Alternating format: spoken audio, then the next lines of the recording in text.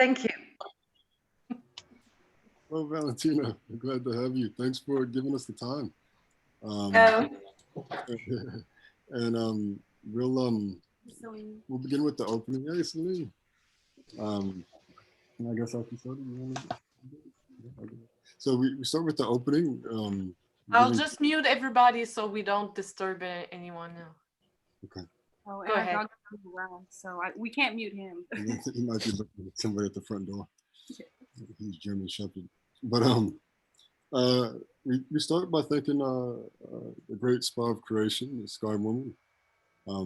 We understand from our time at the Longhouse that, you know, when we look into the nighttime sky, we're not just looking at stars and empty space, but we're looking at, you know, what the Longhouse has taught us is very much our brothers and sisters, and not just for namesake, but for you know, astrophysics sake, matrilineal heritage sake, because right after we give thanks to the Sky Woman, the great spa of creation, we give thanks to our grandmother Moon, and we give thanks for her role that she plays, very much in the solar system sense, what we call the waterverse as opposed to the universe.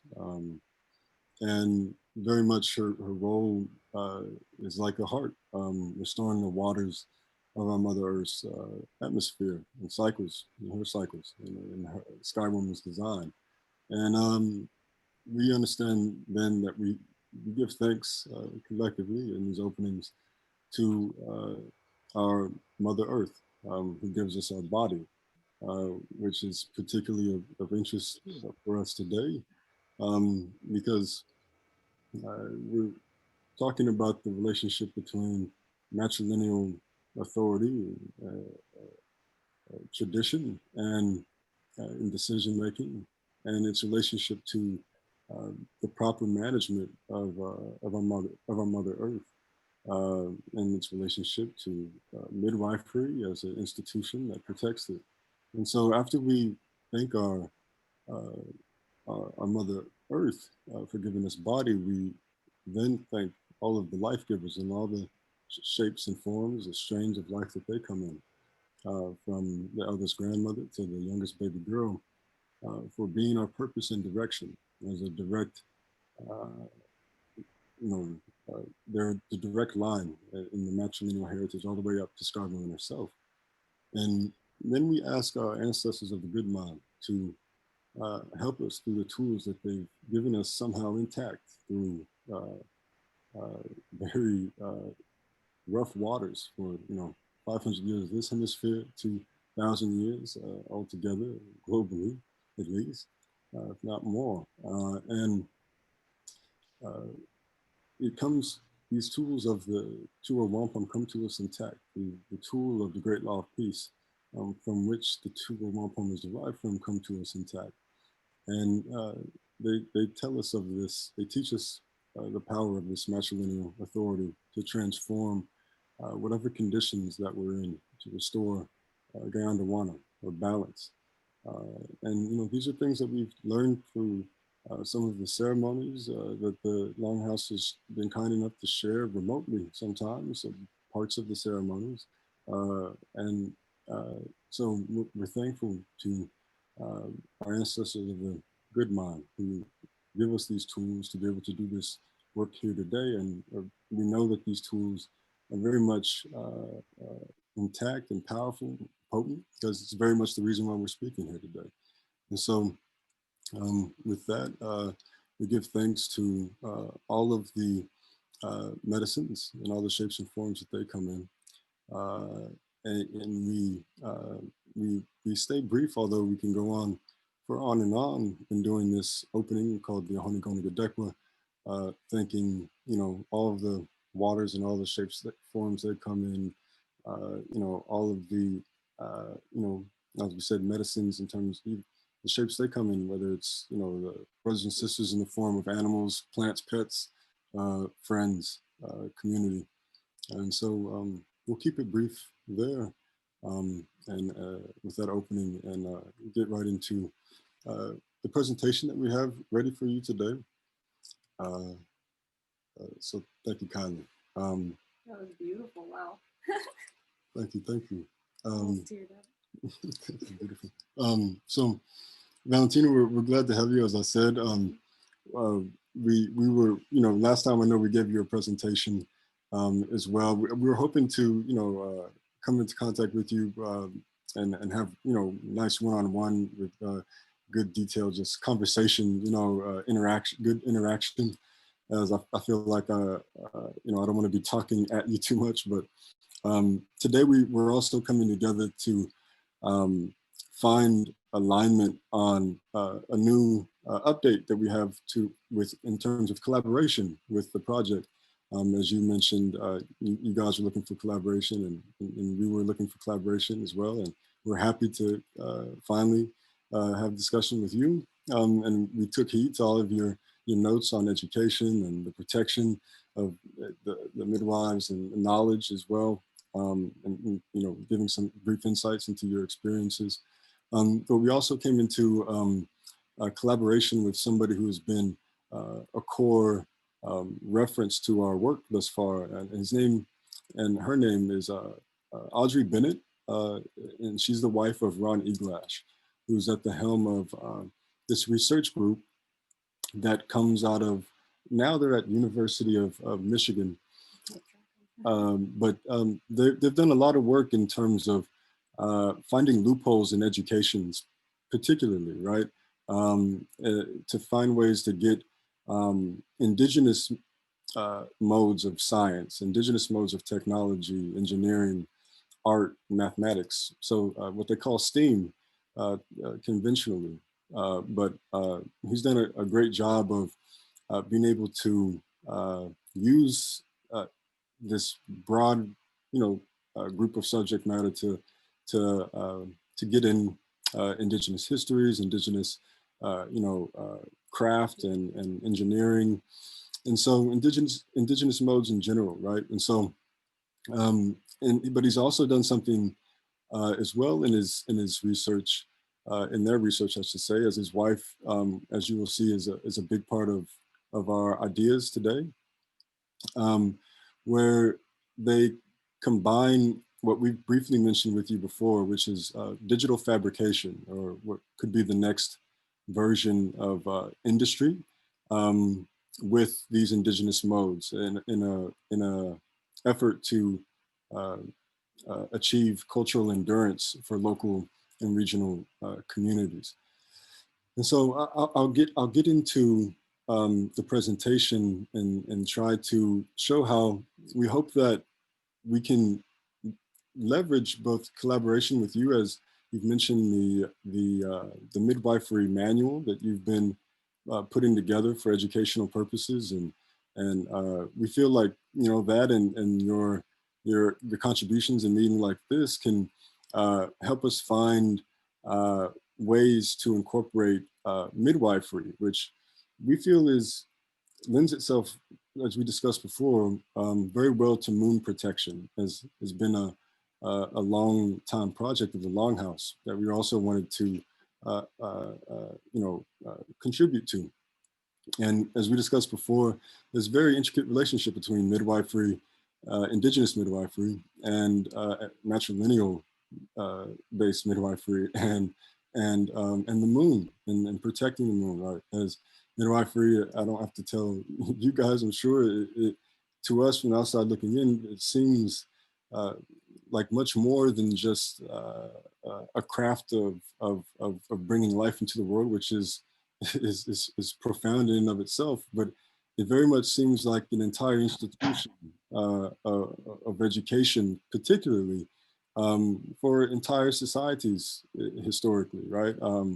Where people learned about the awareness and learned to protect the moon by default. It was built into the institution, the comprehensive institution that was midwifery, that includes agriculture, that includes the sciences of plants, the sciences of biology, the sciences of textiles and things I can't name that I'm sure Valentina can. And so we're excited to learn these things and from the manual or from from your voice here, to be able to incorporate into our moon protection efforts. And we think that a combination of some models that we've seen from this research group that I've mentioned, and some ideas of our own, and what is possible with blockchain, as we've mentioned with you before, can allow us to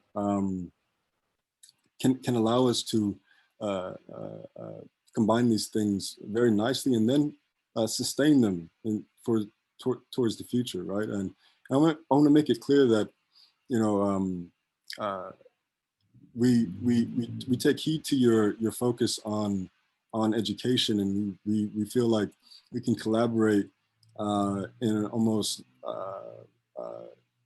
in wherever you feel comfortable, right, with education, or and at the intersection of blockchain, as you'll see.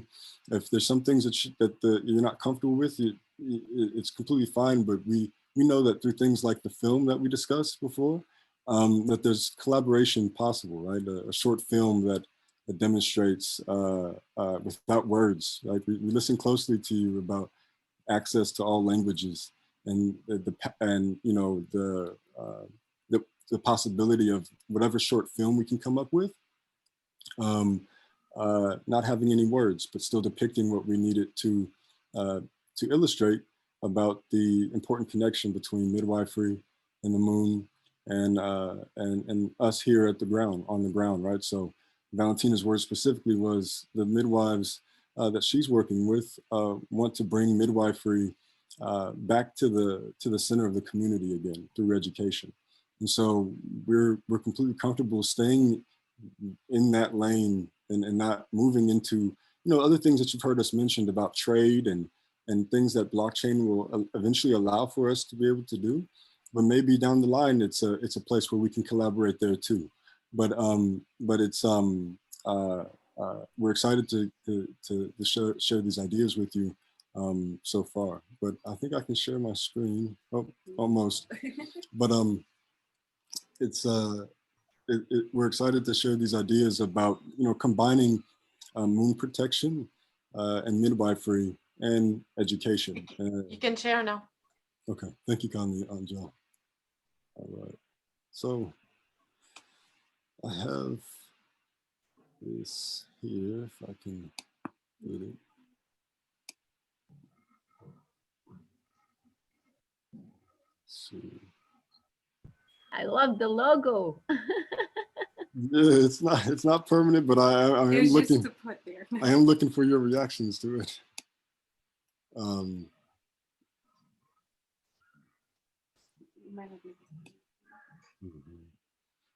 Okay. Okay, everybody can see it, right?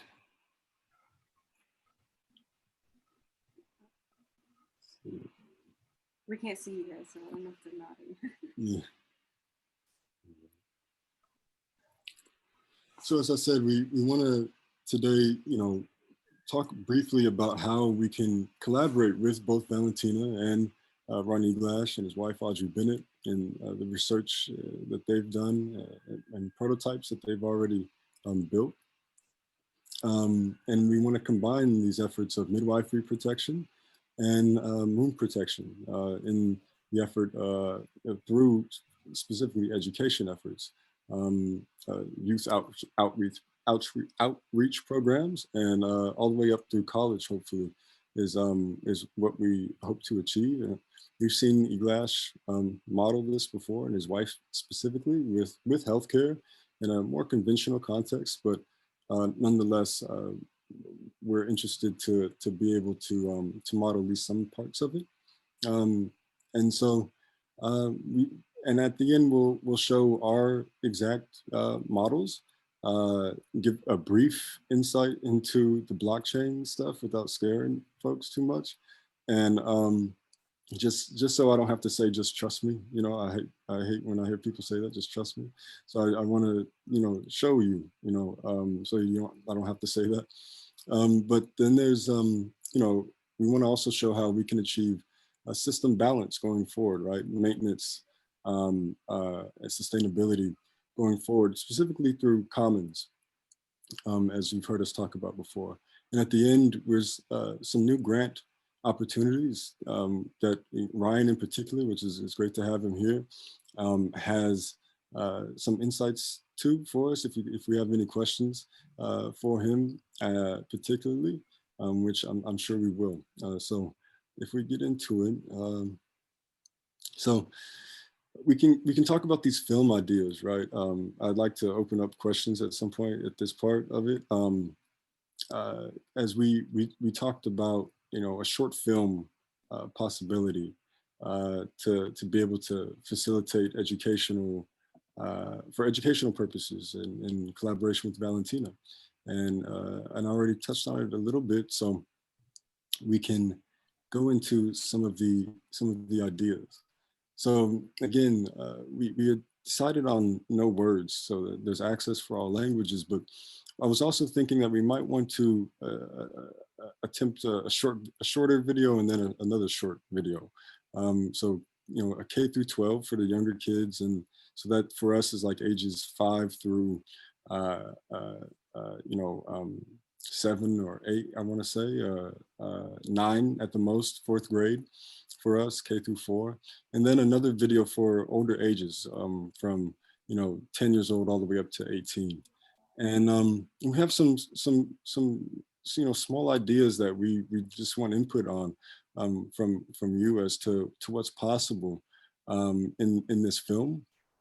Yeah, but we know already that we want this short film to express important concepts that Valentina feels is important to include into, you know, the premise or the plot that we decide on.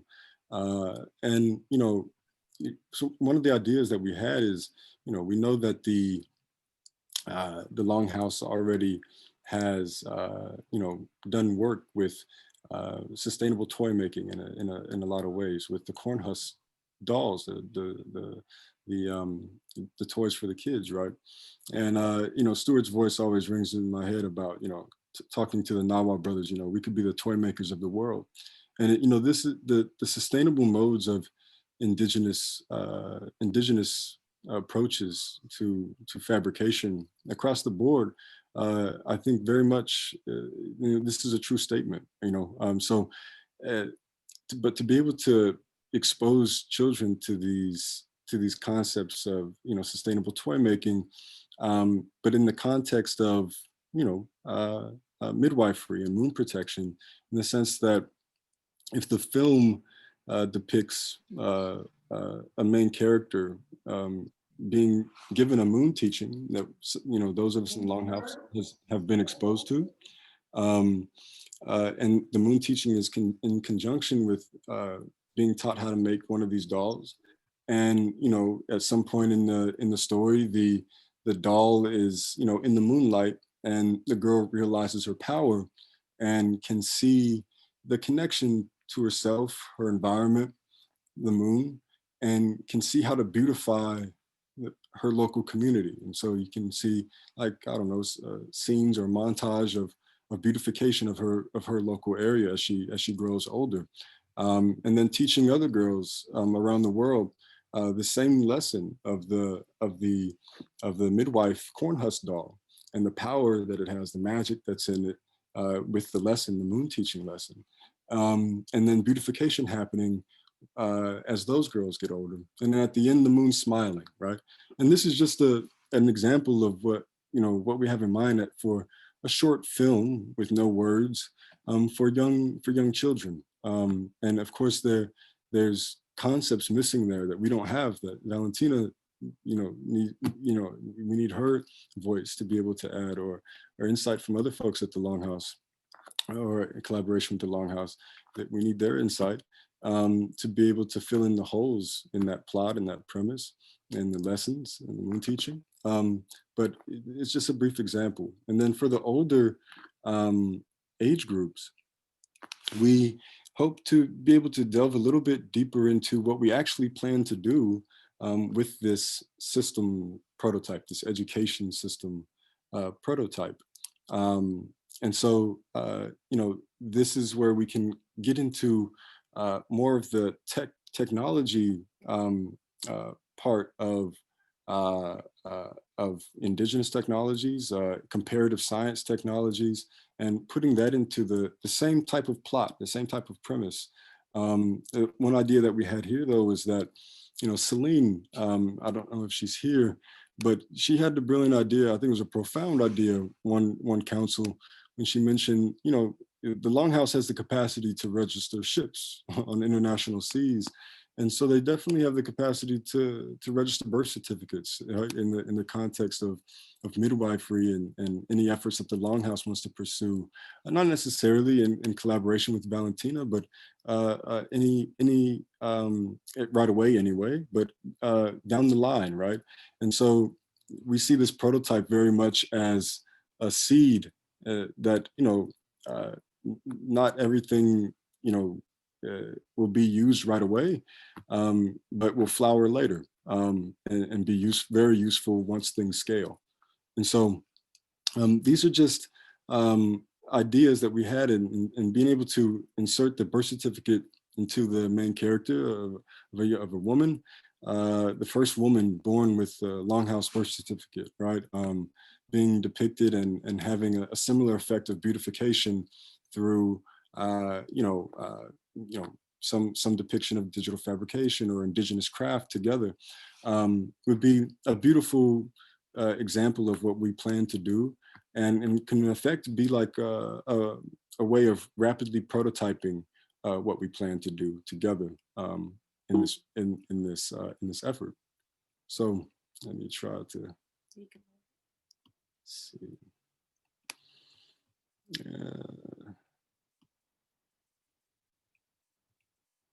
I know what I'm doing, I promise. All right. So we have some screenshots here of some of the models that we hope to emulate in some ways, right? But from an indigenous perspective, and an indigenous healthcare perspective and not so much a conventional healthcare perspective. As up here, you can see some visuals of a case study that happened in South Africa with Audrey Bennett, where she has a background in design. And so she had students create these toolkits or play kits for children in South Africa where public health education is very minimal. And so to minimize problems for those local communities with just basic health understandings of a conventional sort, they put together these very professional looking kits or for educational purposes that allow for kids to play. I think these are for older groups, but they made them for even kindergartners and younger, on up to this about 10 and 13 age range. And this allows for physical activities and interaction and things like this, what they focused on. But the nice things about this particular case study was that they built these along with the local communities, with input, with their voices included. But I like what we plan to take mostly from this is the idea of using the college education context to co-collaborate with K through 12 age ranges and build their own indigenous perspective, essentially healthcare kits, right? That can be used for educational purposes, but between all the different age groups.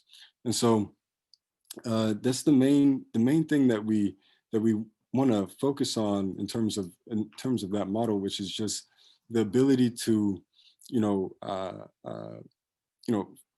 extend those loopholes in K through 12 STEAM to find indigenous modes to put into K through 12, extend that to college and have them build it for the K through 12. We really like that idea because as things scale, you can see a system evolving out of that particular seed shape or that particular seed. And so this is other work that eGlash has been a part of and at the helm of, where, you know, they're bringing coding in combination with, you know, computer-aided design and traditional engineering, craft, mathematics, and like I said, finding loopholes to get this into different educational settings.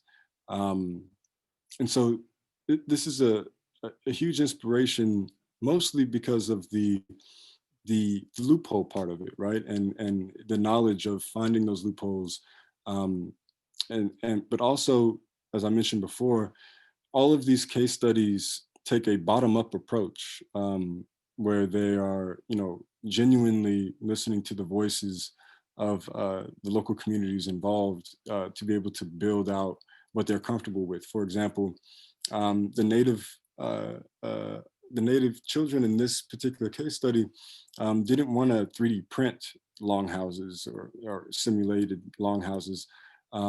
They wanted to, you know, still use their hands, their traditional handcrafts. And so there was a hybridization, exactly, of the approach, that eGlash emphasizes over and over again to ensure that, you know, there's not a one-size-fit-all approach to local communities and these particular models. And so, like I said, we want to leverage that K through 12 model, but what we also want to incorporate is commons, right? This is another case study that was in West Africa, where eGlash, as some of you are familiar, loves to use these double lines to represent reciprocity in systems. As opposed to single lines of extraction, the double lines show that, you know, there's closed, this is a closed loop system, and the entire system is closed, where the inputs become outputs at some point, right? And so there's a sacred forest in this region in West Africa, represented by this indigenous symbol here. And the sacred forest is protected because the bark produces this ink that is a big part of the cultural commons through this adinkra, the actual symbols that you see here. And, you know, and as you see here, the commons is a big part of what allows this to be a closed loop system, but also the indigenous knowledge of being able to use that tree bark as dye, right? And so this combination of indigenous modes and commons, which are from the Longhouse we've learned is also a deep part of indigenous modes, we see an opportunity to build into these education models a return to prosumption, right, and commons. And so this is also showing some of the connections that eGlash makes between, you know, indigenous and conventional sciences, comparative sciences that the Longhouse often talks about as a necessary dialogue in general. What was that? What was the first picture? Yeah, it's turbulence from it's NASA turbulence pictures. It's computational modeling for fluid turbulence, and he's comparing it to both this ceremony and this symbolism, which are stamps, by the way. So yeah, as we continue through this, we want to get into a little bit more detail in exactly what can go into these designs and open it up for ideas. But you know, first, well, I could take a question break, or I can continue, as I feel like I've been talking way too long already. Let's get some feedback, I think. You can pause sharing. If there's no questions, I'll just continue and then make sure to ask questions at the end. Any clarifications, any words that maybe we haven't said that much? No, go ahead. I think we're doing pretty good. Okay. So as we continue, we want to emphasize some things that Edith and Valentina have already been working on or talked about, along with working on, and something that we're also pursuing in terms of finding a path towards midwifery certification on matrilineal terms. And again, this is very much a part of the seed aspect of this, not necessarily for anything immediately, but for something to work on and to include if possible, so that it can be used later on as things scale. As even Valentina has mentioned, there's going to take collaborations across many angles and avenues. And so as things can scale, and as soon as things are comfortable and safe to scale in some local and regional areas, it'll be nice to have these things there. And it's already things that the Longhouse has been working on, whether it's this certification for to ensure the protection of endangered matrilineal midwifery. And what Celine also brought up during one of our tour wampum councils in terms of the nationhood status of the Longhouse and its capacity to not only register ships, but be able to register birth certificates. And as I said, as things scale, and if this is successful in terms of a path towards protecting indigenous midwifery, those things will be important to have been thought about.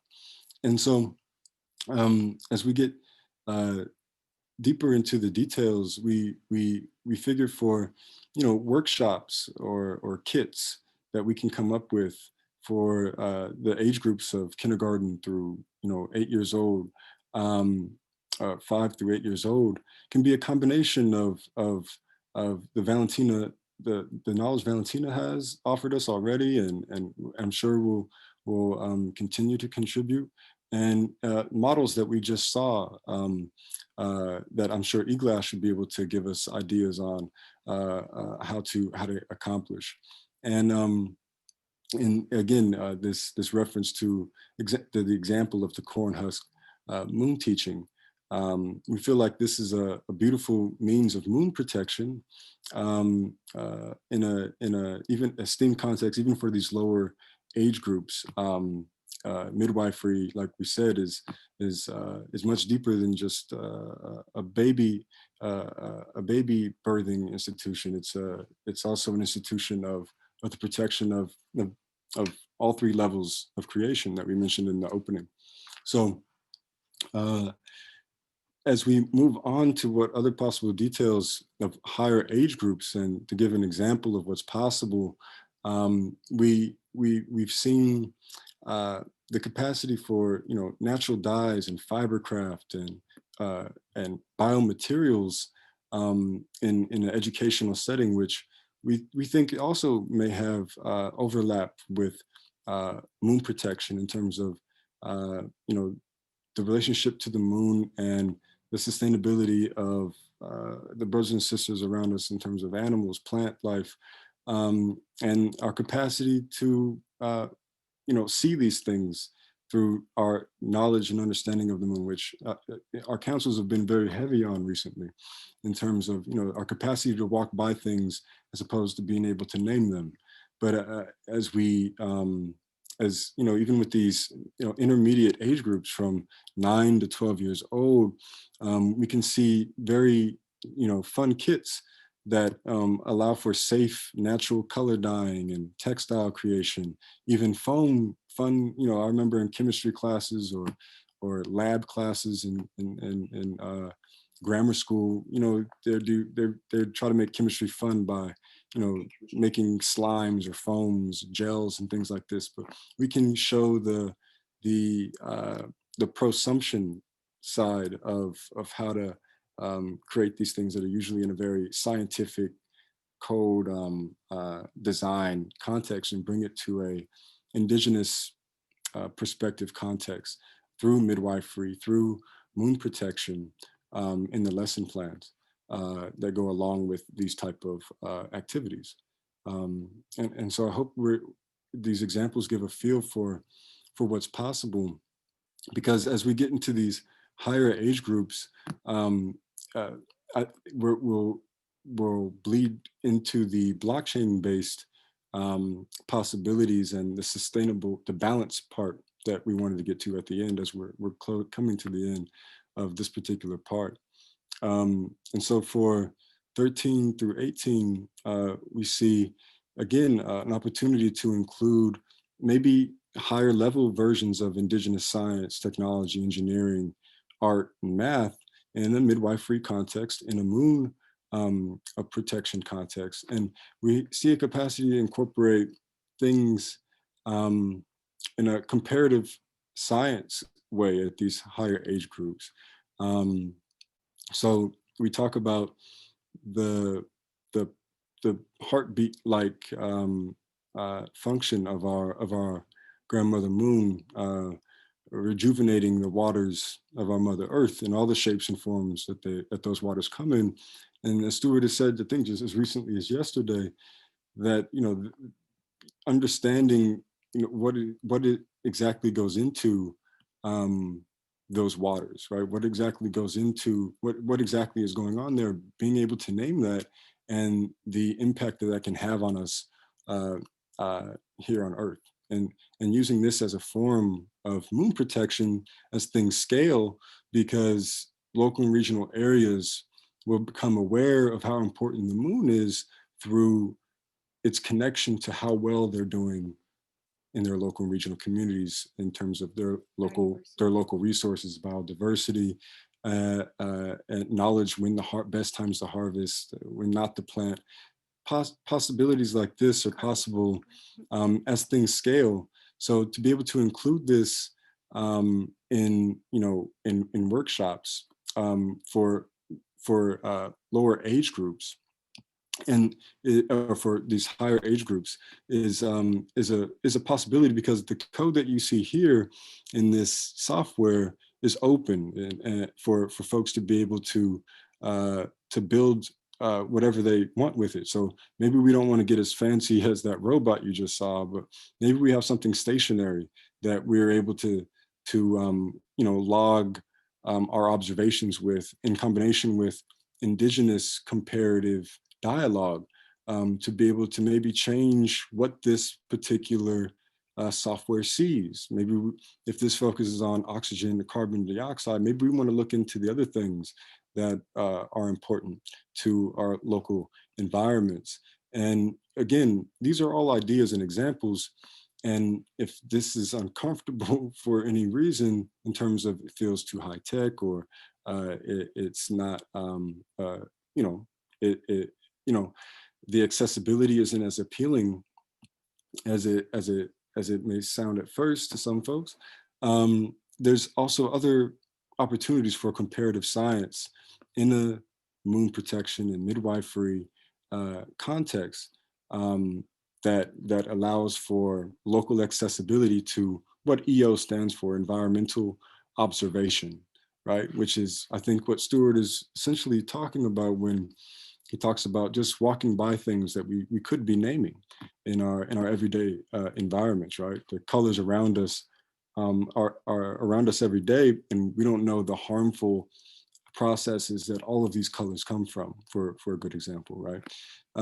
And so this is an example of what else is possible at those higher age levels, from 13 all the way to 18, pre-college ages. And it's a workshop that incorporates local and regional material archiving as a possibility. So we talked about those lower ages making foams and gels and their own biomaterials, dyes, that often can be applied to these different materials to give them their color.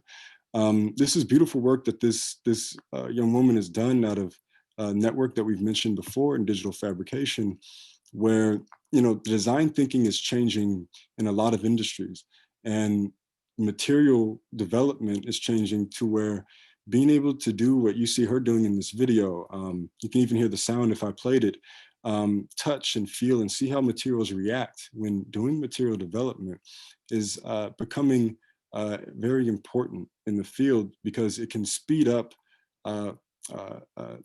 prosumption efforts that I've spoke about earlier, in the sense that it takes 20 years to get harmful plastics but you can spend 5 years if you approach the material development the correct way, particularly through indigenous modes, as you just saw fish skin leather there, something that indigenous folks have been doing for forever, right? And a lot of the material development that they look towards is indigenous modes focused, because they understand that this is a lot of knowledge that we've lost in terms of uh, efforts for sustainability. And so being able to use templates that this young woman has made, and if we're documenting these things, is a very possible thing to incorporate in some of those higher level grades and classes of sciences or engineering or what have you. And it bleeds right into how this can become sustainable as even as an education project and not as a business focused project, and how it can all stay within the context of the corridor um, uh, and matrilineal council management of that corridor. And so the end here is a brief example of our models for commons, and a brief example of the type of infrastructure that we want to build out using blockchain-based systems to be able to ensure that this type of education project can be replicated in local regional areas whenever those local and regional areas are ready. And you see that our model here is very much based on this model over here, which is originally Eglash's simplification of the Ginyaga social organization of reciprocity on all 3 levels, and a commons in combination with clan mothers to ensure sustainability.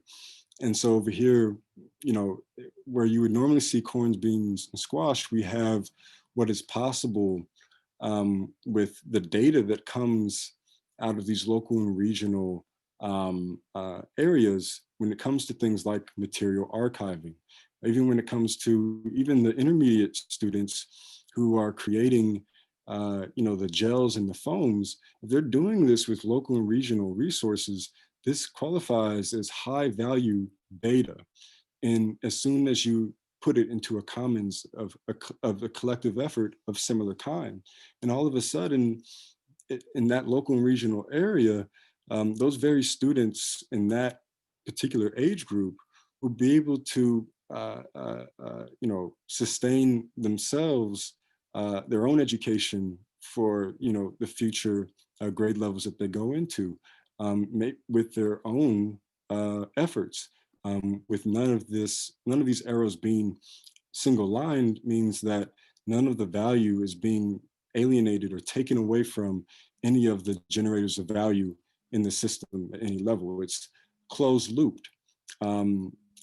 Just recently, Ron Eglash was speaking, or I should say Stewart was speaking of the concentric loops, the sacred concentric loops that we speak about in the opening, right? And so it very much seems like a blueprint for what we should be doing through matrilineal councils, of course, and LifeGivers Nation particularly, here on Earth, which is closing loops in an emulation of those sacred closed loops.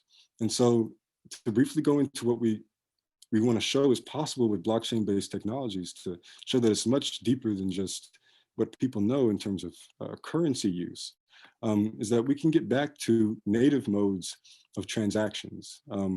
First, getting away from despeculation, and then finally being able to get all the way decommodified in terms of the modes of transaction, which we know in the indigenous context, from the creation story from the Longhouse, that there's a possibility to transform a decommodified currency, like their own agora was in danger of becoming, transform it into a matrilineal managed peaceful system, as opposed to the warring commodified system that everything becomes in danger of if the currency that you use for exchange is commodified.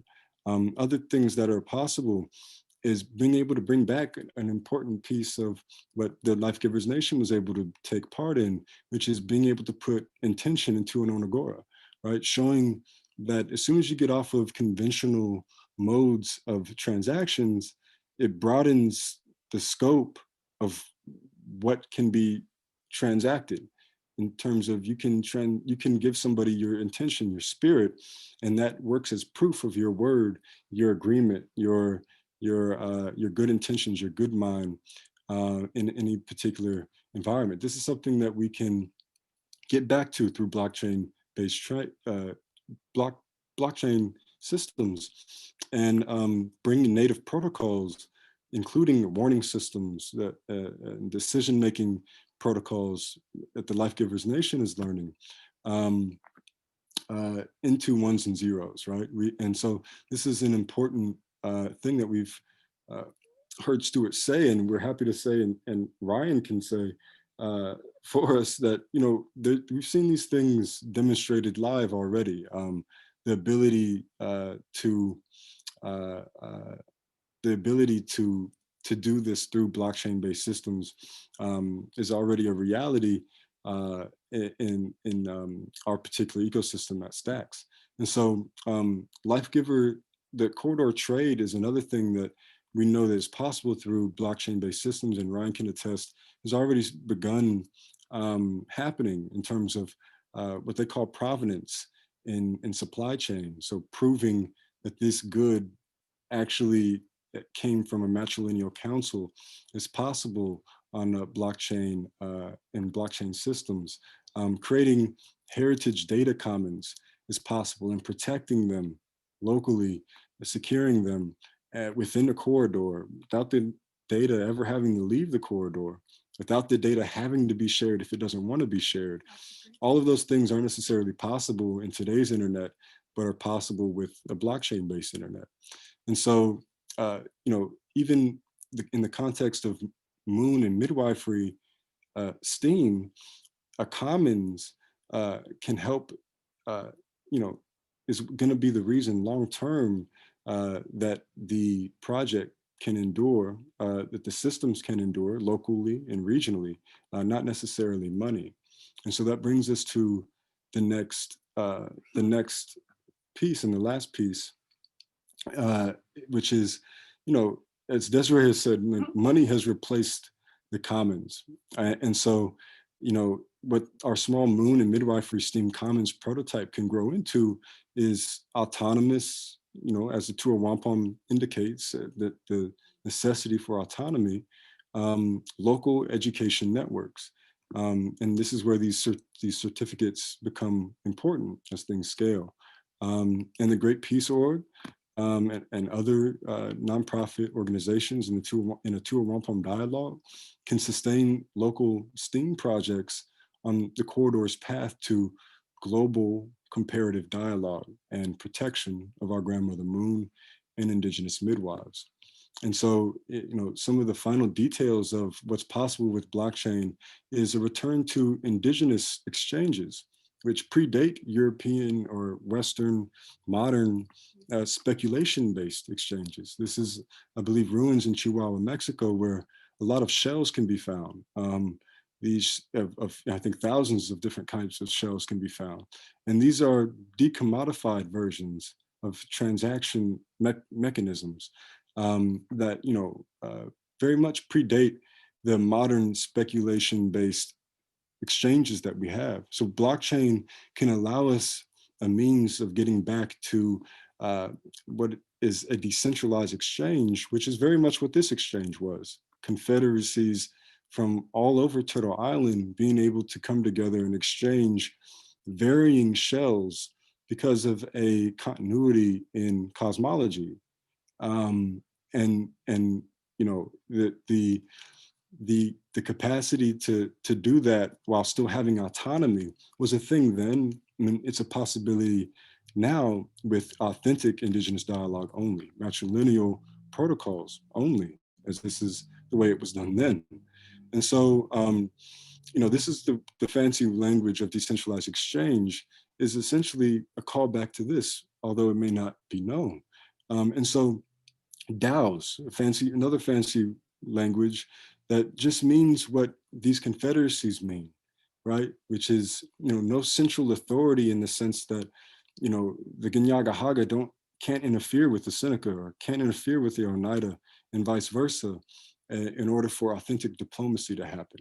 So you can look at DAOs in a blockchain sense, in layman's terms, I get in this for sake of at risk of butchering it as joint bank accounts that you have, that each person in their bank account has full control over. No one else in the bank account has control over.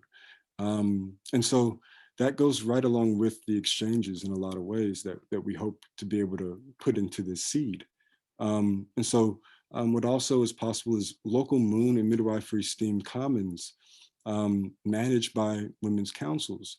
And so, this is something that we already touched on as possible in terms of proving and certifying goods, but also you're able to put into ones and zeros decision making, and in this context of commons for data, you can make it so that there's not, like the Ginyaga Haga phrase that we learned, where there's not even a perception of corruption, something important to the protocols of decision making and organization of the Ginyaga Haga.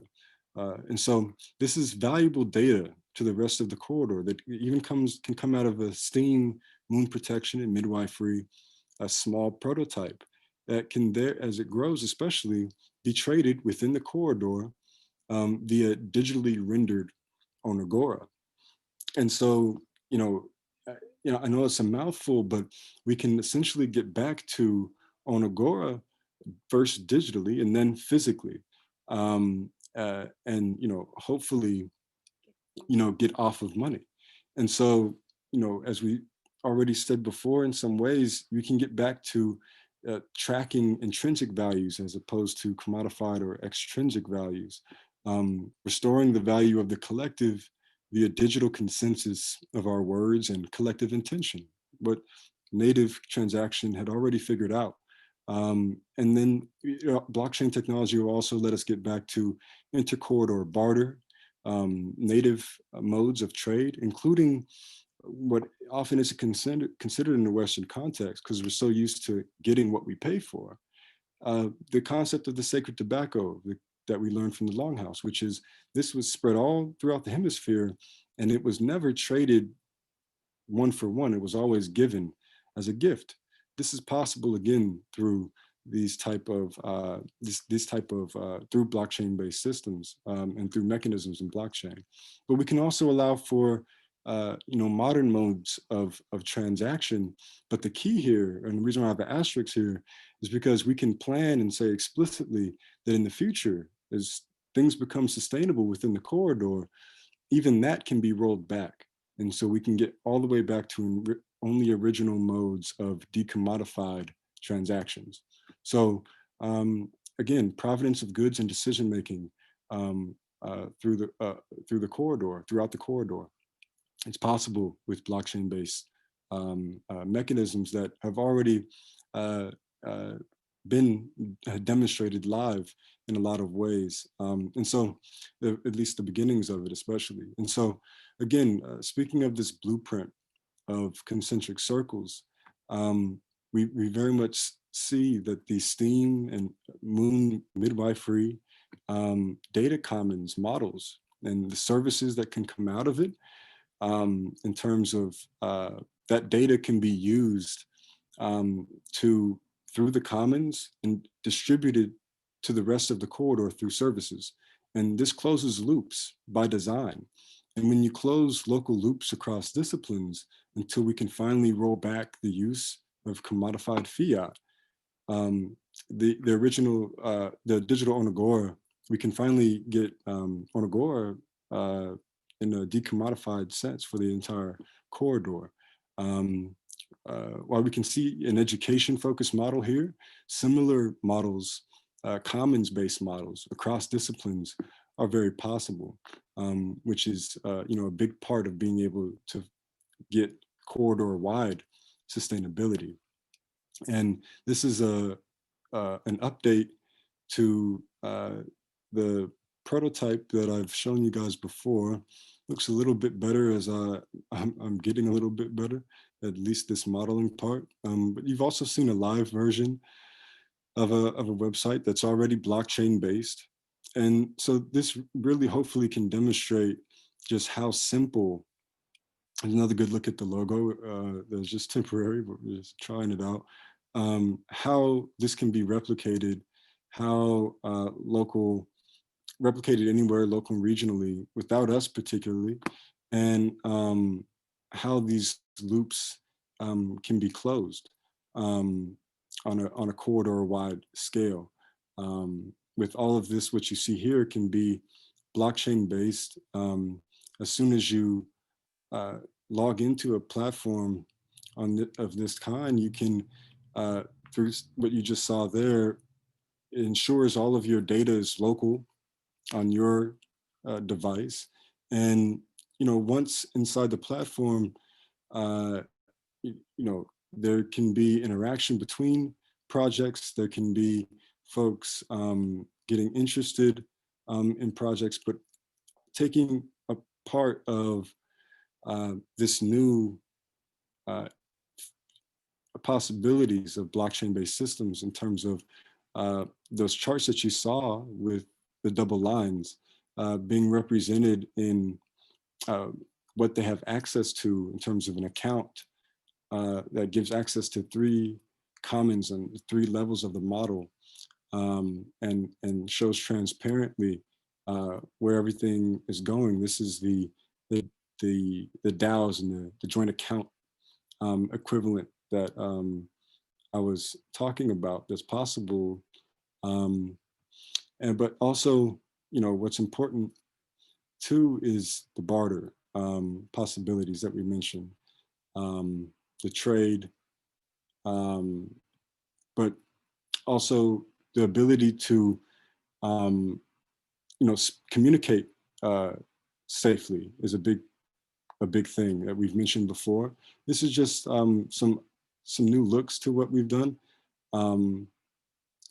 to make it a little bit more understandable in terms of how local, on the ground, local and regionally, how people can interact with different projects. And this particularly is how services can be provided. So a local STEAM and Moon project particularly will be able to offer data that will be able to beautify local and regional areas, specifically based on midwifery, Moon, comparative science. And none of this data has to leave the corridor, and none of this data has to be shared. And if it is shared, it's always in matrilineal council management and Tua Wampum dialogue management. And so again, research and development, again, can be all done and kept securely safe within the corridor through means that we depict here briefly. But as I wrap up here, we're at the end, and we have just conversation that we can have about new grant opportunities. The reason why Ryan is here to some degree. I'm sure he's interested for more reasons, but he's also he can help us and give us insights into new grant opportunities that we can get from this Blockstack, formerly Blockstack, now Stacks Foundation collaboration. They're looking for folks to turn in applications to get as many grants out there as possible to help support the growth of the ecosystem. And there's a lot of things that we planned on doing already, like this project, but also others that we haven't had a chance to get done yet, that are also possible to be able to bring money for now into the Great Peace Organization, into folks working in this context. So yeah, we can get into discussions about that if there after we have questions about what was presented. But I'll stop there as I'm sick of my voice as of now. But thank you. Thank you, Harold. And as we were listening, you will correct me if I'm wrong, but like to try to globalize, because there was a lot of stuff that were said, if we can like mainly say that there's three subjects here that we can directly work on. The first one will be obviously education, which is like that I believe the reason why everybody's here, because we want to portray a message that is like englobing everything that we have been working on, which is exactly the midwifery, the moon protection, the matrilinearity, all of that is tied up together. So as we see it, maybe we will have to do like a working groups, like specifically on what are the messages that we want to portray and how we are going to structure them. And from there, it's like this goes tied up to the second level that would be like the structure. Like how do we present that, through which means we present that. So when we talk about a structure, it's like the communicational structure. Like let's say you're talking about the videos, and it's like you're talking about it because we have been all talking about it. So it's like, how are we going to present that? The idea that Valentina had about making this a very like silent thing in a way that it can go globally, that we don't need to have languages or translation, or making it very visual in a way that everybody's going to understand it, is our best way to go. And that will be like maybe our first prototype in education, and that we could tie it like you were saying in a little, like let's say for younger kids, and then for like teenage kids, that will be like our main basically like goals on that. So when we talk about the structure, we talk about the local people that are going to be basically working on here. So if we just look at the screen right now, we are already seeing when we have so-called Quebec, you know, like there's like a kind of like a region theme. Then we have you guys, you know, like so-called California. There's another one. I don't know, Ryan, if you would like to go along, you know, like so-called Quebec or like new film. That I think that you would have to be really up there. That's like your team, you know. But we also have, hey, haha, we also have Europe, because I mean, Hélène is in Belgium, and we have another LifeGiver in the nation that is Inca, that is working in Germany. We have other like French LifeGivers too that are interested and all of that. So anyways, we have, let's say, 3-4 main groundwork places in which we can already say that there's the structure already being applied of matrilinearity. Of course, I'm sorry, I'm forgetting about Valentina. Valentina with all of the midwives down there, especially I'm thinking of Caridad, you know, that she's like the one that was being pushed a lot with the fundraiser, and that the thing is that she really wanted to give a place for the women to birth, and the accompaniment and everything. So we have 4 or 5 like different local regions in which we can say we have already have like matrilineal ground base, like we are already applying the protocols, we are already working within the Turo Wampum, we are already putting this knowledge together. So that will be basically the structure that could be the basis for this corridor that we can already talk about in practical senses, that we already have it. And the third one, if I understand, will be the capacity of self-finance these efforts, because of course we have to start somewhere.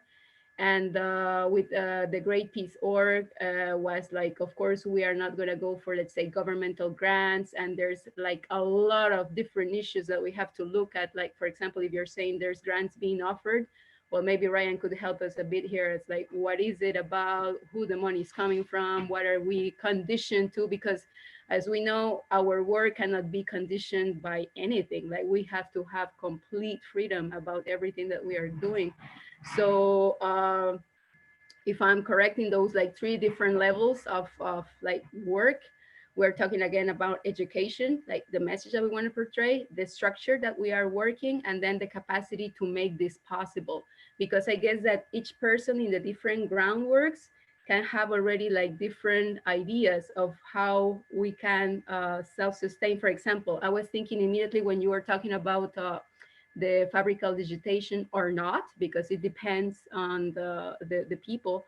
I thought immediately of Caridad, that when the fundraiser was being done for her having her birthing house, she was offering little clay,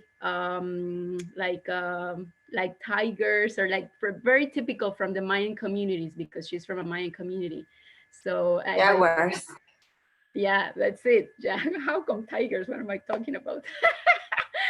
So it will be something that is like something that has already been done, that has been already tried, and that could be like a potentiality of how to assist that birthing house and that midwifery effort in a larger wide scale. So just as an idea on that, like how to anchor it. But if that's the case, then the questions would be, well, we need a working group on education, like to start pushing the message. The structure is like something that comes along like with the efforts that we are doing. And then if we are going to have a project that is going to be tying up of this together, well, what would be the questions, like what is it that we need to know? For example, again, grants, what is it tying us to, and what are the conditions, or how is the working process? So those are the things that come to the mind. I can speak to the grants part, which is essentially it's right now we're in a beta, so it's maximum of $5,000, which is not a huge amount of money for this, but you can apply multiple times as well. And then in future, it's going to be paid out in something called the Stacks token, which is a digital currency on the Stacks blockchain. So that's kind of where things are at with that. And as for what's needed to have an approved grant, it's essentially that the that which is created as part of the grant is open source, so it's for the community. And secondly, that it's new work. So as long as it is like people aren't getting a grant for something that's already made, like so what Harold was presenting there is, you know, like new things. There's nothing like that in the ecosystem, the Stacks ecosystem. So that would be new work.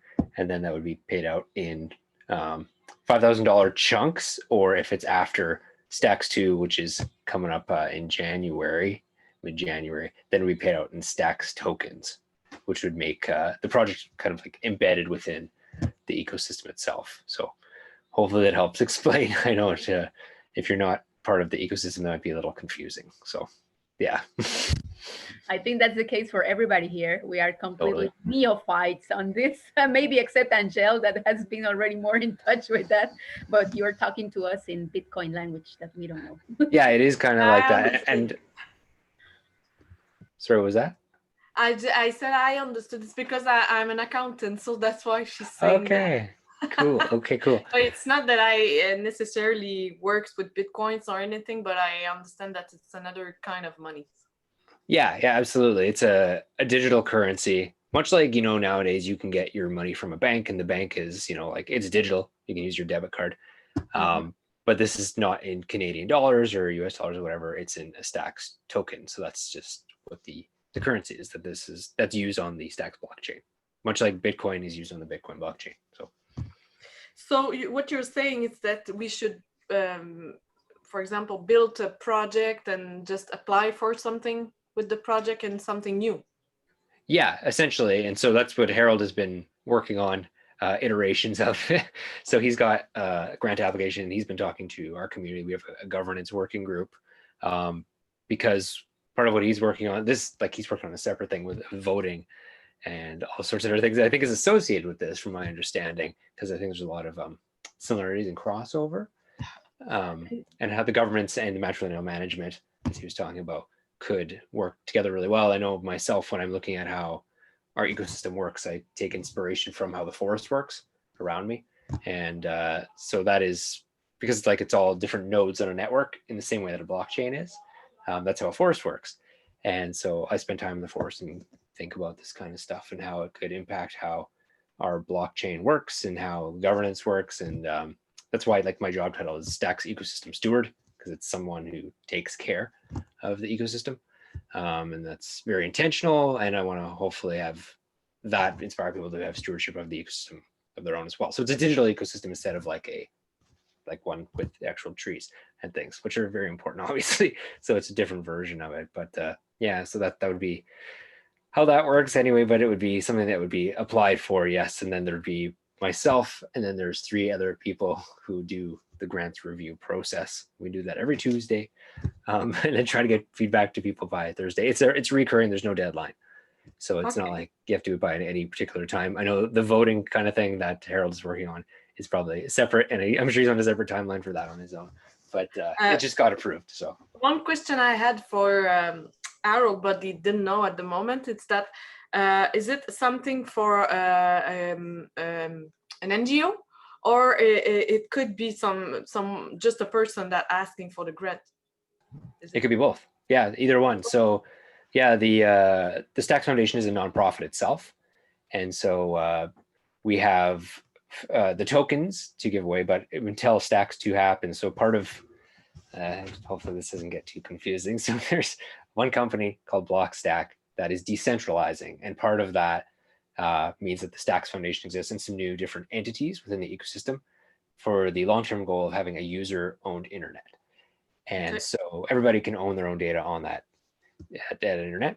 So that's what the intention is in the long term. And so part of that, the Stacks Foundation came into existence as funded by the Blockstack, which is the original company.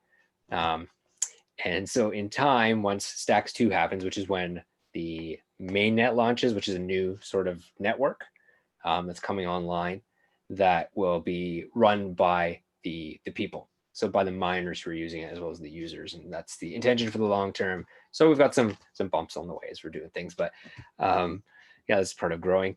And yeah, we want to help fund kind of an internet, a new type of internet. And for me, that means like making it sustainable, and something that will be like I'm thinking like, what's it gonna look like in 50 years? You know what I mean? Like, and I know that's not that long term in the big grand scheme of things. I live near Joggins, Nova Scotia, which has been there for 330 million years, I think.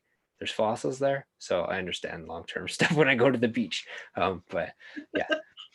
So anyway, but yeah, that's a bit about. Okay. The other question, the only other question I had is there's just does it need to be an American nonprofit, or because it's Canadian and say Nope. even Quebecers one? So. Oh yeah, for sure. And I know the jurisdiction stuff in Quebec and Canada can get confusing. I'm Canadian yeah, but we too, right? we registered it federal, but Mhm. we still registered it in Quebec too. But it's not registered in every province. But it's okay because we are federal. But I didn't know at the moment if we because if, for example, Harold need assistance from the nonprofit, we just want to make sure that we could. But I would be more than happy that he gets the grants first. Right? Even though he doesn't want to necessarily, I want to. But yeah, so it doesn't need to be an American one. Right. Yeah, no, for sure. Not at all. Like we've got people getting grants from all over the world. So yeah, it doesn't have to be in the US at all. Okay. So thank you, because you speak language I understand. Oh, hopefully I appreciate that. My background as a teacher, like I come from a family of tradespeople, so I understand. I'm trying to translate this stuff in real time for regular people, which is Thank you. sometimes challenging. But Because I work in IT, I'm an software deployment specialist, I could say. okay, cool. So I'm a senior project manager now, senior one. I'm doing that for 10 years, so I understand the IT world, but Blockstack world is another one. So, and Harold's sure. having a hard time explaining it to me in a ways that I will just translate it to the other, because one of my strengths is to just translate it to people so they understand what does it mean. So we are having fun and a hard time at the same For time. sure. So thank you. So Harold, please invite him in other meetings. Oh, thank you. No, I appreciate that. Like, I'm glad to be able to act as a translator, so to speak, from my end. Like, I didn't work in the blockchain or crypto space until this job. So my background is like I used to work for a post-secondary tech company, like that would do things with healthcare workers. So this is very different, and so I'm familiar with a lot of different spaces, and being a teacher, and yeah, and farming. But yeah, it's good to have a diverse background, but it can. Sometimes when I learn things from the team in the ecosystem, I'm just like, okay, this is going to take a while to understand of myself, and then bring it to other people. In the long run, I want to be able to like have my neighbor and my mom be able to use, like, have the ecosystem be for them. It's for everyone, and that's my intention. But that's a lot of work to do, as you know, working in the space you do, I think so. So thank you, because at the same time, what you just said, I don't know if everybody feels like me, but it makes us I feel like we are not alien. Okay, it's normal not to understand this world. For sure. Good. I'm glad to hear that. Yeah, because I feel that way too. When I started, I was just like, what are all these acronyms? I'm dying here. So yeah, I get it. Exactly. Hey, Harold, he speaks like me. Et je parle français Harold, aussi.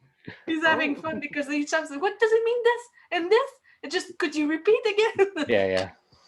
Most of us speak French, but since there's people that don't understand French, then we all speak English.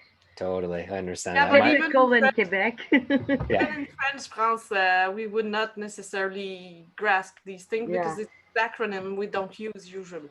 For sure. I have a question. Hang on, Franz, just to respect because Celine raised her hand, so we're gonna okay. let her speak and then we're gonna go with you. Please. I wasn't Thanks. sure I was working. Okay. It's okay. I don't know, of course, me too. I don't grasp everything, but having a background in banking and financial planning, I'm questioning as to understanding how you're gonna make the parallel from a donation from a standard point of view. Like, is it gonna be someone that could give donation money-wise in the system of today? And then how are you gonna transform it into stack tokens? So Or stack. the grant's funded in US dollars until Stacks 2, which is going to be mid-January. So it's coming up soon. And then it'll be funded in Stacks tokens. And so to have Stacks tokens, you'll need to have a version of the Stacks wallet, which I do support for as well. So like I can help explain that hopefully. So it's a digital wallet, much like you would have, like, you know, when you sign into, like, I have Scotiabank. So you sign into Scotiabank and you see your debit account and everything that. So you can sign into your Stacks wallet and you'll see how many tokens you have. And then once Stacks 2 happens, right now you have to use Bitcoin to do a transfer, which, you know, like banks usually take that charge. But with crypto, there's no middleman. There's a gas fee, which is something that you pay to do a transaction on the blockchain. And right now that's in Bitcoin, which makes it kind of expensive because Bitcoin has been going up a lot. And but coming up on Stacks 2, it'll be paid in the Stacks token itself. So that makes things a bit cheaper and easier to use for general people, myself included, because I have some tokens that I haven't touched yet because, you know, it's just not feasible for me to do that. Yeah. So it's all digital, that it keeps track of the in the. Yeah, so it's all registered on the blockchain, which sometimes what people get confused is they think like when you have the Stacks wallet that it is in the wallet, like much like you would. I think it's confusing because it's like a wallet like you'd have in your pocket. It's the same word, but it's more like when you sign into your bank and you see your account balance. But it's, you know, your money is not actually like on your computer on the website. The bank has it. It's not your money. Like you don't have, like they control that, right? So this is, you're the only one with the keys to it. So it's called a seed phrase.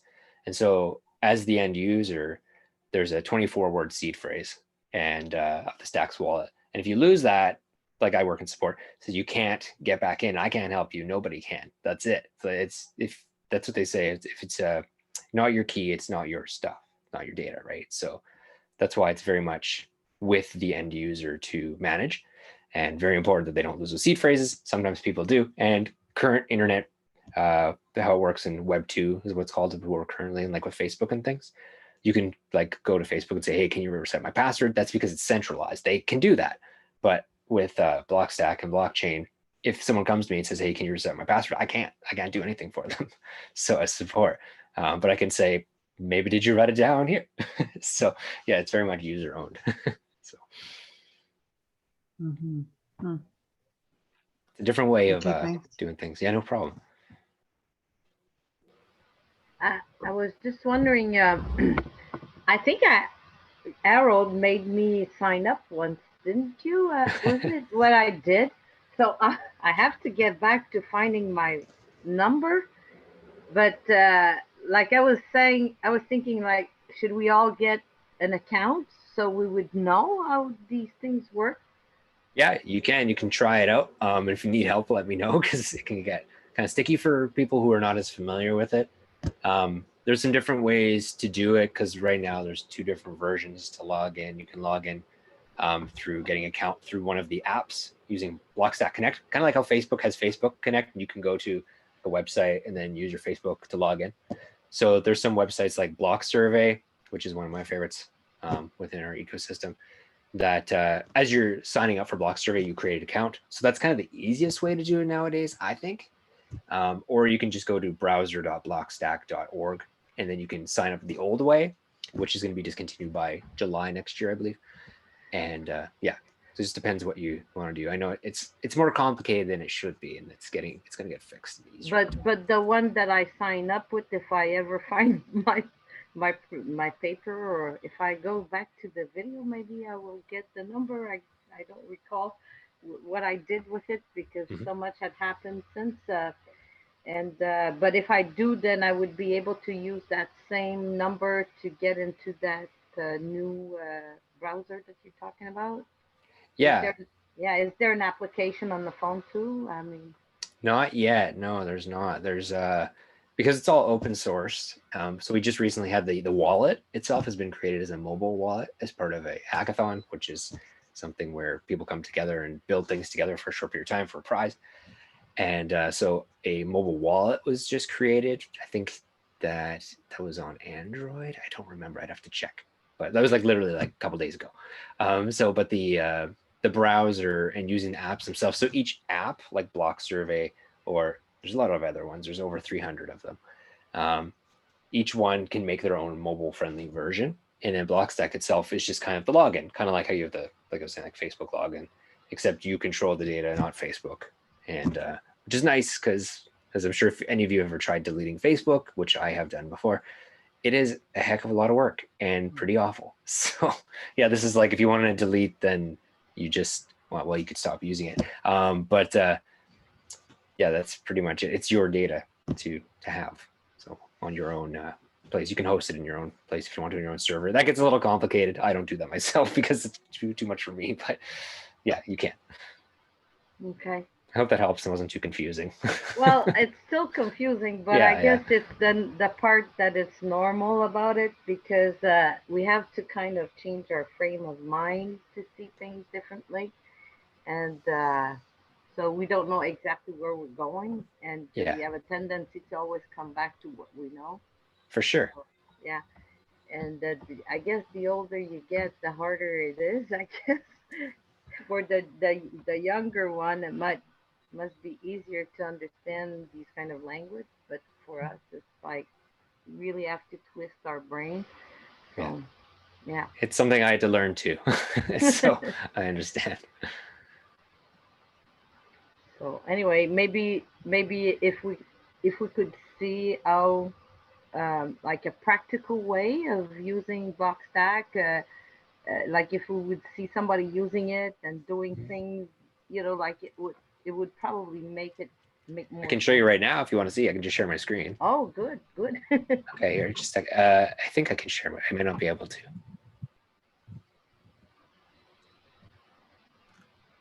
I might have to be changed to be the moderator or something, or the host. I don't know. Oh yeah, who is the?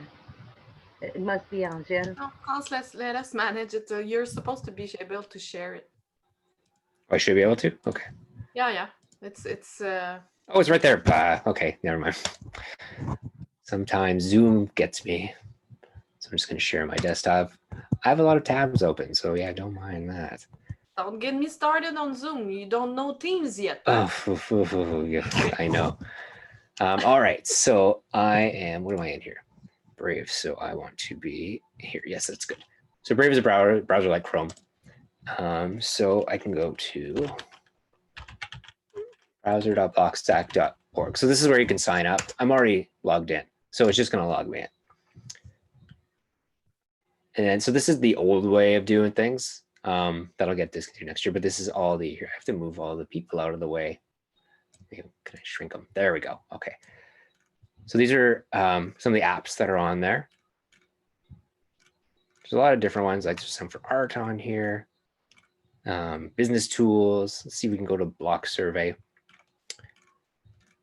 Let's see. The easiest way to get to Block Survey nowadays is just, I find, going straight to their website. So Block Survey is one of the more successful ones.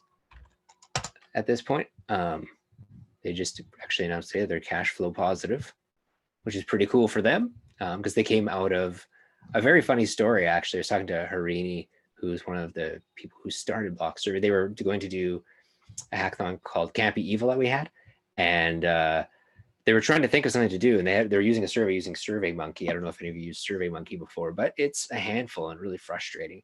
So they were just like, what should we do? What should we do? And they're like, let's do a survey tool, because they're having so much trouble with using SurveyMonkey. But this is the new way of logging in. So see here, so you can get your secret key. I'm signing in. So, but if you're new, you can just click on that.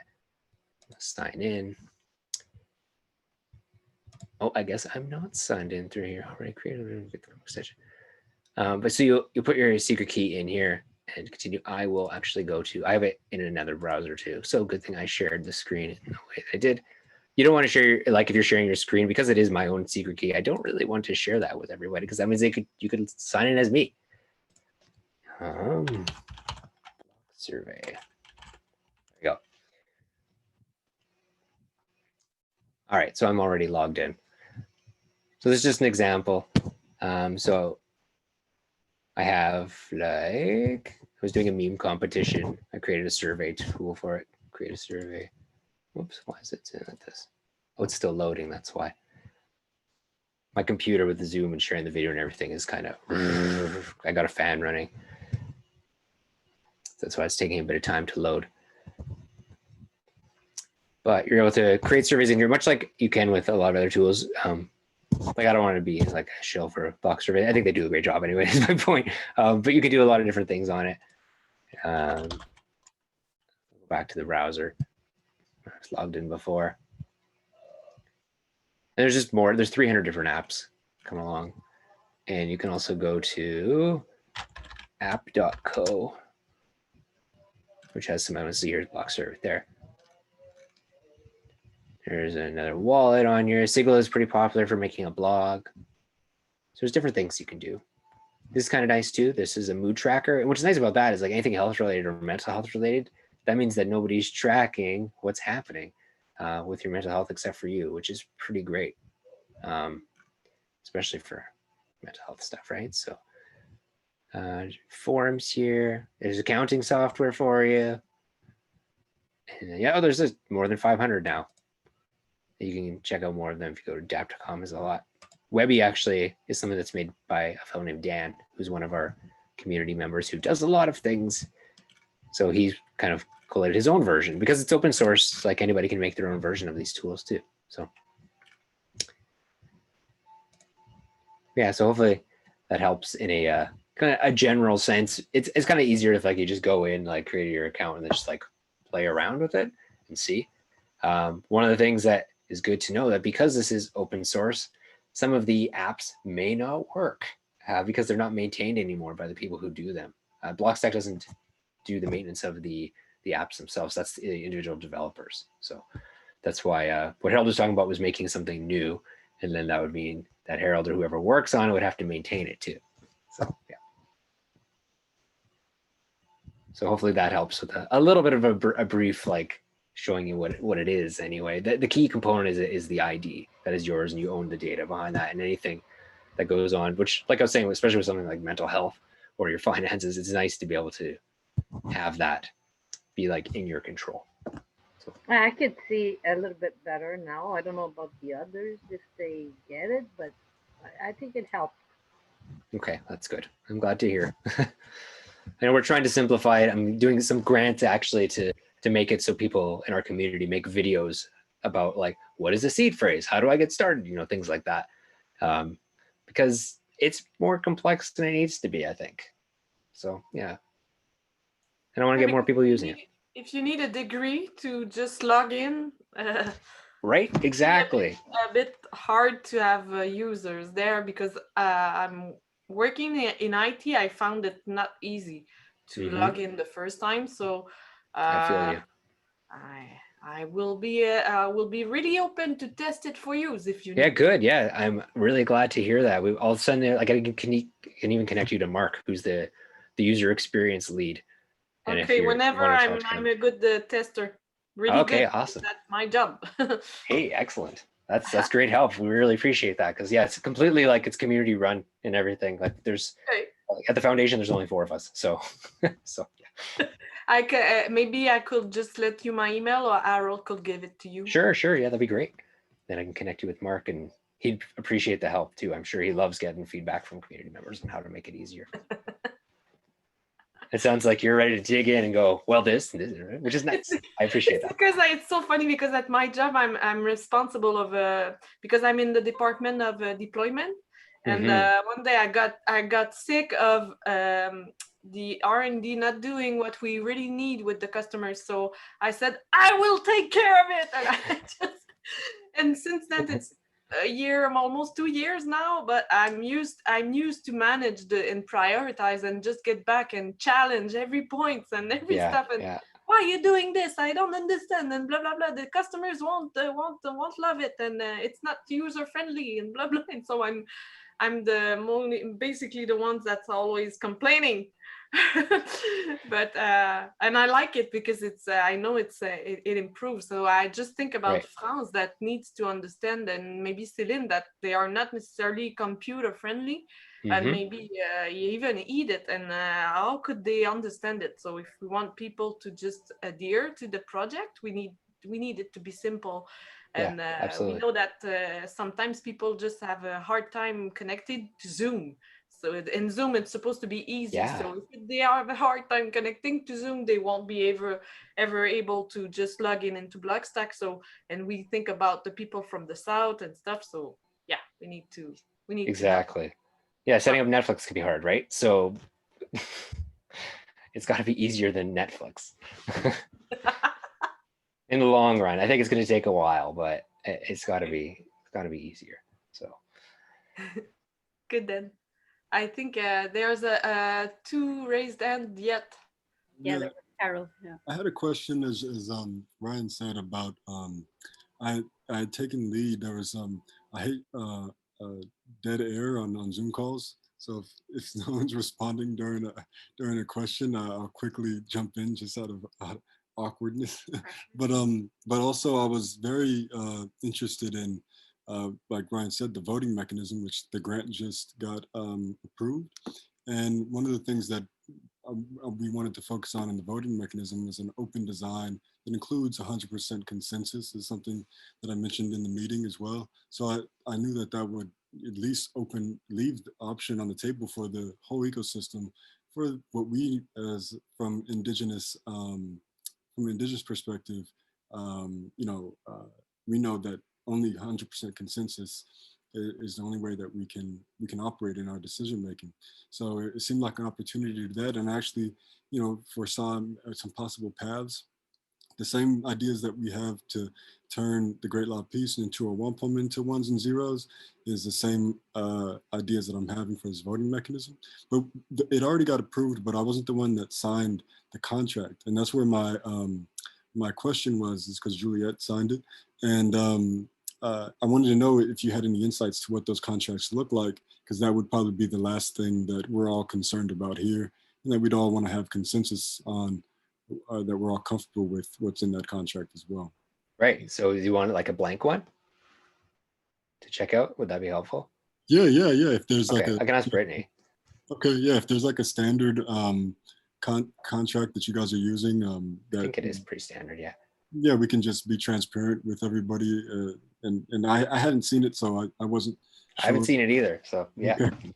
I don't do that part, so okay. Yeah, we can make sure everything's on the up and up there, and cool. And then hopefully we can have some meetings, everybody, and in the future about possibilities for how to get some of the get alignment on what grants are good for both the ecosystem, the Stacks ecosystem, but also things we already plan to do. For example, the Longhouse was planning a great law recital discussion type of thing a little while back, but it never happened. But I had already begun preparing some things, and we can still continue to finish that. And I'm sure it'd be found useful by the community in terms of, they're looking for content as well, educational content. And like I said, the indigenous perspective in terms of management that we're all familiar with is huge for blockchain. So if we're able to get folks educated with, that this is an option. Also, the nationhood status that the Longhouse has would be, I'm sure, be interesting to the community. So to discuss these things with the Longhouse and maybe Q&A, I can get together, like, and then make blog posts, videos for the community that might be grant worthy, and other things that, this group of women is pretty amazing for translating any and everything in any language. And I know that's something that the working group just was working on some grants to be able to facilitate things like that as well. So folks that are maybe looking for extra help during these times can look for that as well, in terms of translation work that also gets you familiar with some of the things that we're talking about here, which can get convoluted. But yeah, just thinking along those lines here. But thank you, Ryan, for that beautiful demonstration. I know it helped folks grasp, a little bit more what exactly, Web3 is. It looks, a lot like Web2, but a lot different things going on in the background. Yeah. So thank you, Con. Oh yeah, no problem. Thanks for having me. Any other questions? Yeah, I do. I actually wrote, I have a few things to say. While you were making your presentation, it was so beautiful, by the way. I loved it. And I was thinking that we've talked about that in the past, that the runner system, how to reinstall the runner system. And I keep thinking we should bring back the smoking way of communicating, you know, uh, and that could be ideas. I don't know where we would get the knowledge from of that. I know Stuart do have some, but maybe some other people could bring it to us. So I just wanted to mention that because it could be one of the bubble there. And also, we were taught. I don't know if Stuart really picked it up, but I often dream about building back a longhouse, a real longhouse, for in order for people to really have the experience of living in a longhouse for real, and learning how to be exchanging with one another within the longhouse, physical longhouse. So that could be an idea for a steward to get grants for, or something like that. And yeah, and also what I wanted to say is I'm pretty sure that you guys within Blockstack have a different kind of system like Zoom that we could use. That would probably be more secure and more stable. Um, We use that Zoom too. you guys Yeah. Zoom too, right? Yeah. But It's unfortunate. It's like one of those things, like until it's invented, we're stuck on the same things. So okay, and yeah. yeah, and I guess there's no platform like Facebook either. I guess. Not yet. No, there's like some social networks, but it's kind of early days for, because to do something like that, you have to have like multiple different types of data working with each other. Hmm. And that's something that is needs to get worked on And in you our don't have ecosystem. somebody working on it yet, Well, or there's like starting, like I have some wish list grants around that. So there's like wish list and wildcard grants that exist. But that means somebody has to develop it.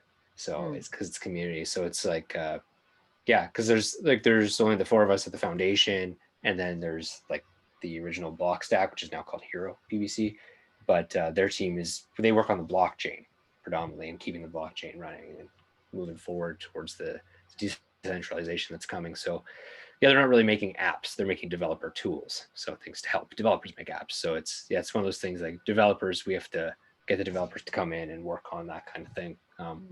But if you do have ideas around that too, we have a forum, and you can hop on the forum and be like, this would be great like this, and like it's good to get more ideas on there or add it as a wish list grant. Because if you're seeing things that it would be great to have in the ecosystem, then that would be good too. Because there's things that are missing for sure. mhm. And yeah, And I just wanted to confirm with you, Harold or Desiree, the the the sign of the eagle and the condor. Is it the one that is the certification for matrilinearity that you mentioned earlier in other discussions? It's just a temporary logo that we wanted to get everybody's reaction to make the just to make the prototype, the model there look nice in the presentation. But yeah, we were experimenting with potential logos for the platform that can facilitate what we discussed in the presentation. So, imagine a bunch of different apps in the corridor, specifically for the corridor. Just what logo would people see when they go onto that platform is what we were experimenting with. Nothing permanent. You have to have your voice, for example, in what it looks like and everybody else's. So it's something to make it look good temporarily. Okay, I just wanted to know because I missed a little part. I thought it was going to be at 7, so I missed like 20 minutes of the beginning. I didn't know if you had talked about it. So, okay, that's nice. Thank you. That's all I have to say. Well, since we had said since the beginning that we would try and make it short because Ellen must have her head dying since 1 in the morning, and Jen must have her belly starving. Now Ryan says that his dog has to go Yes, yes. Yeah, outside. she's staring at me. So I think that we can finish it and just say that we are going to have to need a follow-up on this. Of course, we're going to have to report to Stuart everything that happened here. And I guess that for the part of the project, like it's an ongoing process. I mean, in spite of like whatever funding or whatever, that what we are doing is an ongoing thing. So Valentina, before heading out too, she said that she's ready to participate in the education, or she mentioned rather transmission thing, because that's like kind of like the core of the thing. And I am assuming that most of the people that are here too are like wanting to work in that part of like education and how to transmit the message. So that's basically the heart or the core of the thing. So we're gonna continue on that aligning kind of sort of speak. So unless Thank there's you. anybody else that has anything to say, you guys are ready to close it. Thank you. Thank you. Yeah. Any other last questions, thoughts?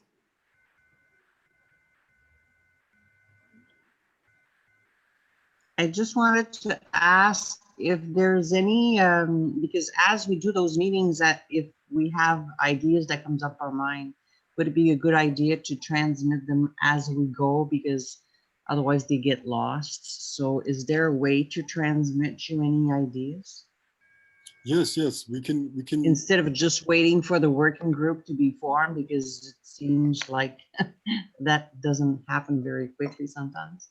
Yes. Yes. Just individual meetings may work best too for just personal communication. May be the best way to work on it together, and then bringing those ideas. Like say, if me and you have a meeting, me, you, and Desiree have a meeting together, and then we bring these ideas to the working group when the working group happens. Maybe the best way. Or We had You mean a on Wednesday? Slack channel too. yes, or asynchronously on the communication, like if Slack, if you're comfortable with Slack or email or anything, just I'll be in touch. Okay, we don't have your email though, I think. I don't. Okay, But okay. isn't there a Dropbox document for that though that was already open so that we could like kind of like open share whatever thoughts are coming into us, like just to put them there, like kind of like self-structuring or something like that? Wasn't there something like that already? Yes, yes, I can share it again here. Thank you, Edith. Um, And Celine, you have his email because you're in the thread of, and there's email of everyone there. So you have Okay. the email of Harold. Yeah, Sidon, if you have time, maybe we can get together and I'll show you what I know, despite the fact that I might know much, but there's things I know that I could show you, and then maybe you know things that you can show me, and like that. Two cripples together will probably go somewhere if you want to. I posted the link in the chat, Celine, if you're interested in that as well. Um, uh, and my email is also on that document if you want to reach out through email. I just found it. I did what Angel told me. So I'm going in the list here. Okay, thank you kindly for reaching out. I'll be in touch with you since I know that you want to learn more. Um, so yeah, I'm interested in what everybody is going to be interested in. Yeah. Well, I think what I like to see is that when we give you our ideas and see where you place it and how you put it together and stuff, that's also interesting because when we see how the structure is being built, that's when we realize how to bring more thing to the table, you know, and it opens either slots or cursor, des onglets, you know, like little bubbles that you have on each side of, yeah, a Tabs. path. So sometimes then it brings us ideas as to what to fulfill between those paths. Sometimes do you feel that we could feel there's missing something and that we could help each other, you know? Yeah, yeah. Yeah, so the life givers, this is ultimately something for the life givers nation, right? I can't have too much, uh, you know, I can't force too many structures in the sense of, you know, I want to build a skeleton for you guys to fill in the everything else, you know, and replace some bones if you need to as well, and make sure that it's explicit that that's understood as well. So thank you kindly. That's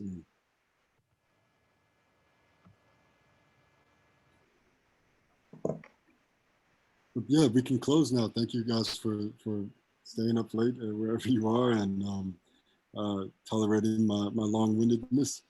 But I can close now, or Desiree can close it. I can close.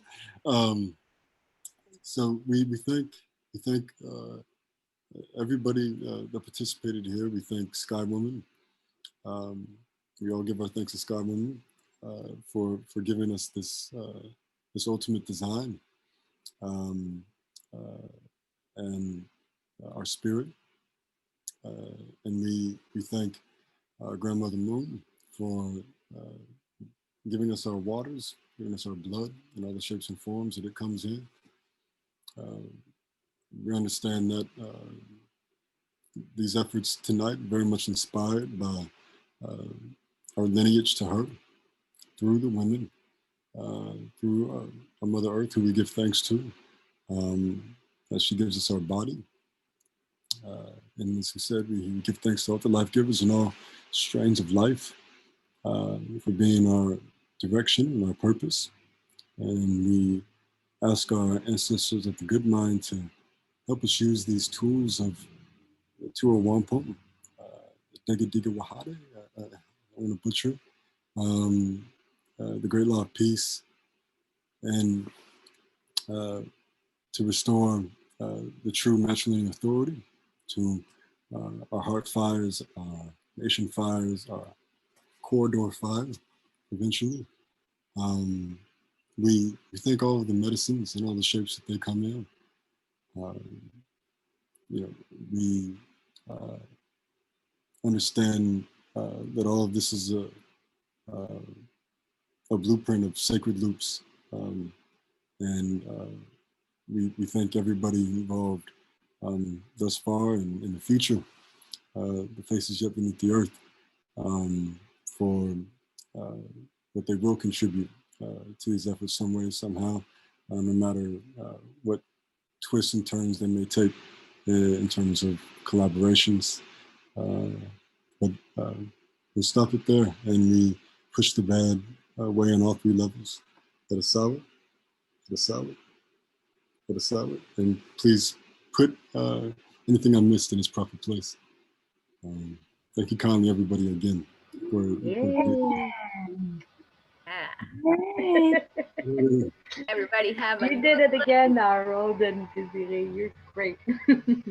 Hey, I'm knowing you there, Desiree. Yeah, yeah. Everyone. Helen, Take care. See you Thank you. soon. It's wonderful. Bye bye, everyone. Love you all.